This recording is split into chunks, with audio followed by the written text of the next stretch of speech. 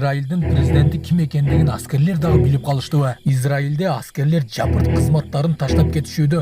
Бул тууралуу видеолор жайылууда.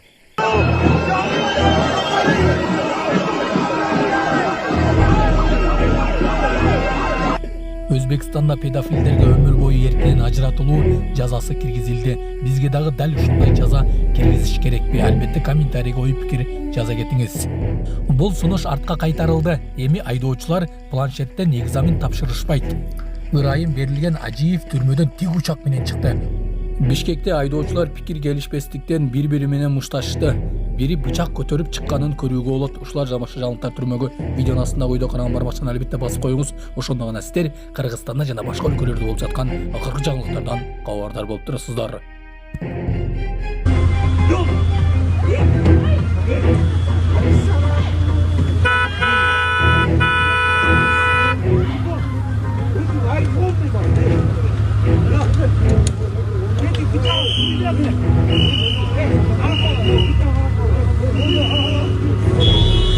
Bıçak alıp çıktı dedi yukarı.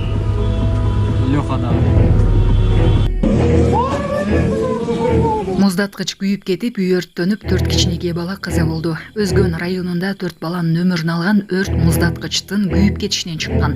Бул тууралуу Мырзарык айылынын тургуну 24 KG басылмасына айтып берген. Анын айтымында өрт чыккан учурда үйдө үй ээси жана анын 5 небереси болгон. Аял намаз окуганы камынып жатканда муздаткычтан түтүн чыгып, күйүп жатканын көргөн. Ал 9-10 класста окуган уулу небереси менен кошо кошуналарга жардам сурап чуркап чыккан. Бирок бир нече мүнөттүн ичинде эле жалын үйдү толугу менен каптап, ичкериге кирип калган балдарды куткаруу мүмкүн болбой калган.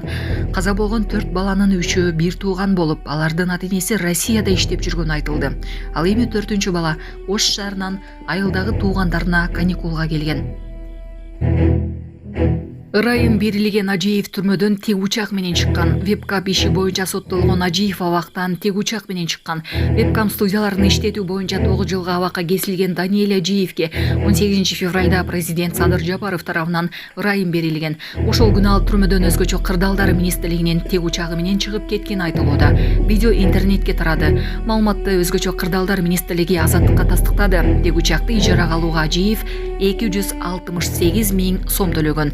Бул видео коомдо кызуу талкууга алынып жатат. Булак поликлиника. Садыр Жапаровдун тапшырмасы менен Ички иштер министрлиги айдоочулардан планшет менен тест алууну караган мыйзам долбоорун чакыртып алды. Президент жол эрежелерин жеринде текшерүү боюнча мыйзамды чакыртып алууну тапшырды. Ички иштер министрлиги жол эрежелерин бузган айдоочулардан жеринде планшет менен тест алууну караган мыйзам долбоорун жогорку кеңештен чакыртып алат. Бул тууралуу президенттин басма сөз катчысы Аскат Алагөзов билдирди. Тийиштүү тапшырманы Ички иштер министрлигине президент Садыр Жапаров бул демилгеге карата коомчулук тарабынан ынанымдуу сын пикирлер айтылганын эске алып берди. Эненин жүрөгү чыдаш кыйын экен.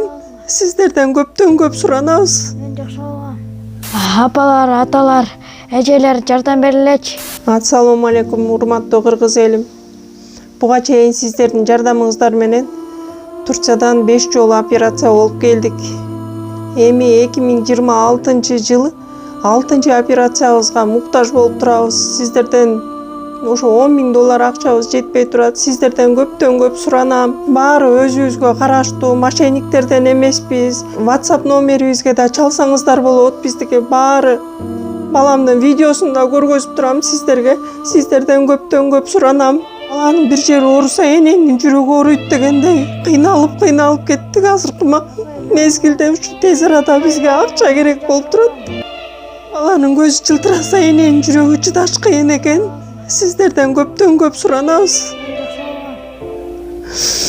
Баардык карталар өзүмө караштуу. Мбанк 210513 Жанаркүл Д деп чыгат. Россия өлкөсүнөн котором дегендерге Сбербанк бар, өзүбүзгө караштуу ал дагы.